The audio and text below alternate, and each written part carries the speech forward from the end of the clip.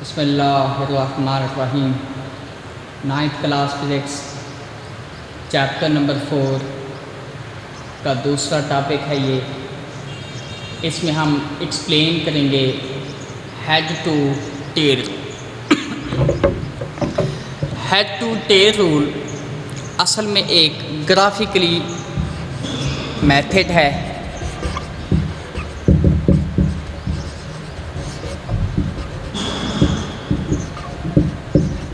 ये graphically method है for the addition of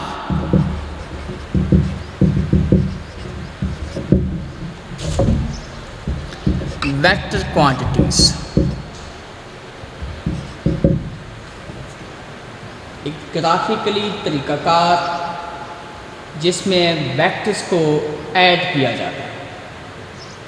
अब हम इसकी एक्सप्लेनेशन में जाते हैं।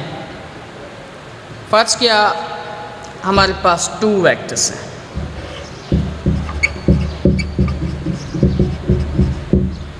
उन वेक्टर्स को हमने नाम दे दिया A एंड B। ये हमारे पास 2 वेक्टर्स हैं। हमने इन वेक्टर्स को ऐड करना है। फर्स्ट सबसे पहले ये है कि हम ड्रा करेंगे वेक्टर्स A और B को ग्राफिकली। फर्स्ट के हमारे पास ये वेक्टर्स ड्रा होने के बाद कुछ इस तरह से हासिल हुई है। ये फर्स्ट के हमारे पास कोई वेक्टर A है, ये कोई वेक्टर हमारे पास कौन सा है जी B। अब हमने इनको ऐड करना है। तो सबसे पहला रूल ये है कि draw one of the vectors, इनमें से किसी एक वेक्टर को ड्रा करें। सबसे पहले फर्स्ट क्या मैंने ड्रा किया है जी वेक्टर A को। ये A को ड्रा करना है उसी सेम डायरेक्शन में जिस डायरेक्शन में वो गिवन है। ये मेरे पास वेक्टर A है।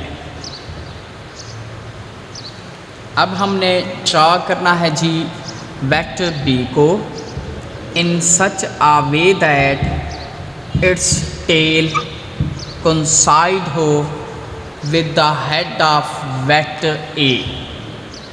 वेक्टर B को इस तरह से ऐड हमने करना है कि उसकी जो टेल है वो मिली हुई हो वेक्टर A के हेड के साथ।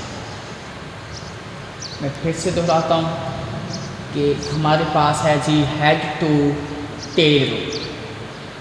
सबसे पहले हमने ड्रा किया है जी दोनों वेक्टर्स A और B।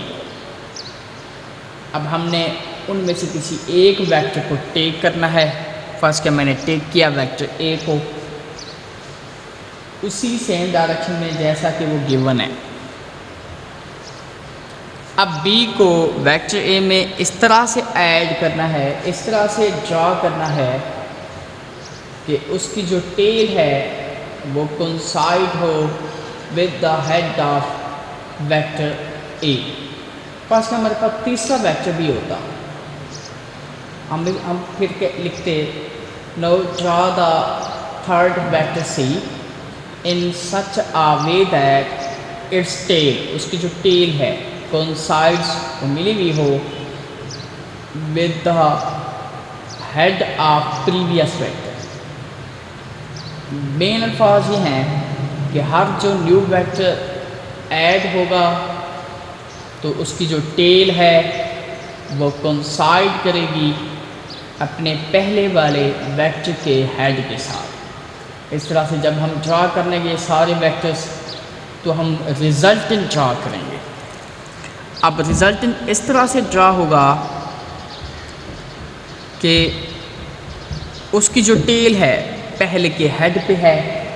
इस केस में जो पहला वेक्टर हमारा A है और उसी वेक्टर रिजल्टेंट वेक्टर का जो हेड है वो लास्ट, इस केस में लास्ट वेक्टर मेरा B है, वो उसके हेड के साथ कनेक्ट है।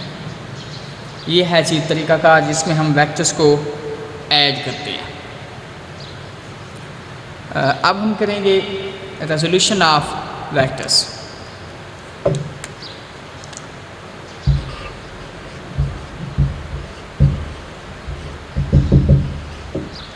रेजोल्यूशन क्या है जी? वेक्टर को रिजॉल्व करना,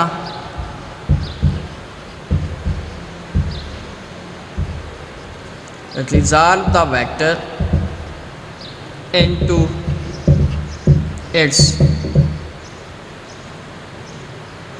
rectangular components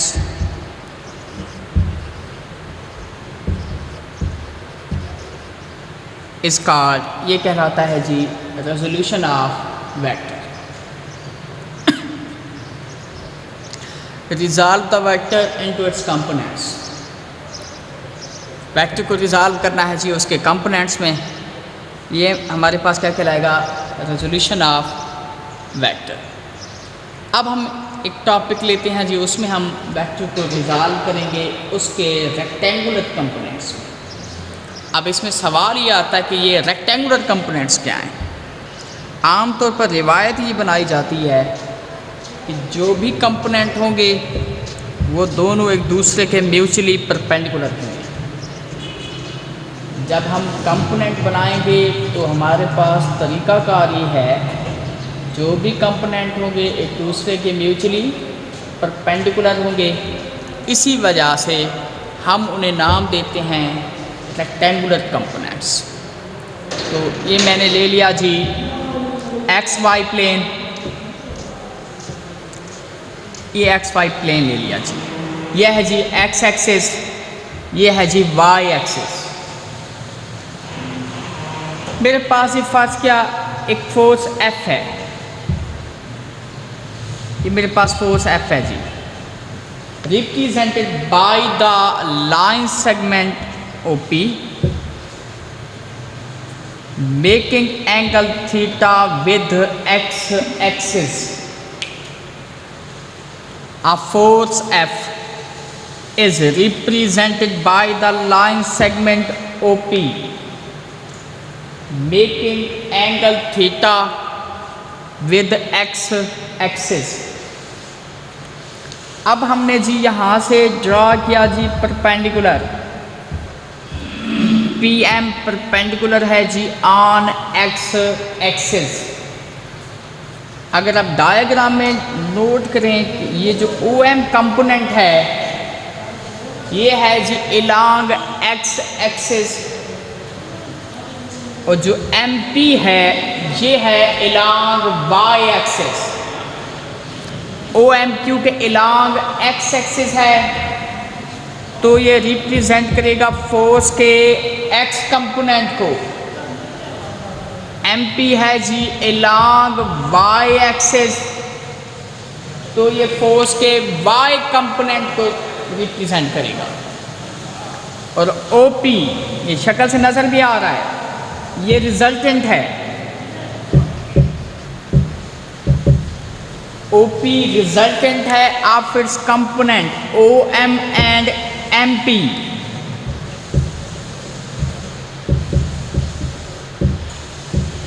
अब हमें कैसे पता चला? मैंने अभी पहले कहा था कि जो रिजल्टेंट होता है उसकी टेल पहले के टेल पे, हेड लास्ट के हेड पे। अगर आप इसी OP को नोट करें तो ये देखें जी उसकी टेल इसी पहले के टेल पे है, हेड लास्ट के हेड के साथ है। अब इसमें वैल्यूज ही पुट करते हैं। OP किसके इक्वल है जी? F। OM किसके इक्वल है जी? FX। MP किसके इक्वल है जी? FY। अब हमें यही कंपोनेंट्स की वैल्यू चाहिए FX और FY की। अब एक और आप ट्राइंगल बना लें, जैसे आपके पास था OPM, ये जैसे है OPM, इसमें आपके पास इसकी जो वैल्यू है वो है जी FX, ये है जी FY, ये F। अब इसमें आपने दो फार्मूलाज लगाने।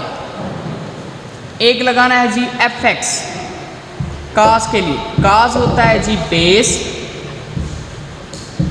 Over hypotenuse. कास लिखा रहा जी। ये ट्राइंगल में ये जो हिस्सा ये बेस होता है, बेस की वैल्यू आपके पास है जी एफ एक्स। हाइपोटेन्यूज ये है जी आपके पास, उसकी वैल्यू है जी एफ। तो आपके पास जो एफ एक्स है वो बनेगा एफ कॉस ऑफ थीटा। इसी तरह से हम लगाते हैं जी साइन का। साइन होता है जी परपेंडिकुलर और हाइपोटेन्यूज। साइन थीटा परपेंडिकुलर ये है जी आपके पास एफ वाई। हाइपोटेन्यूज जी आपके पास है जी एफ। आप इसके नीचे 1 लगा के cross multiply F Y is equal to F sine of theta. फिर इसी तरह देखिए एफ एक्स मालूम करने के लिए आपने लगाना है ट्रिग्नोमेट्रिक रेशियोज में से कास का फार्मूला। कास होता है जी cos of theta base over hypotenuse. Base ये है जी आपके पास एफ एक्स बटा लगाया।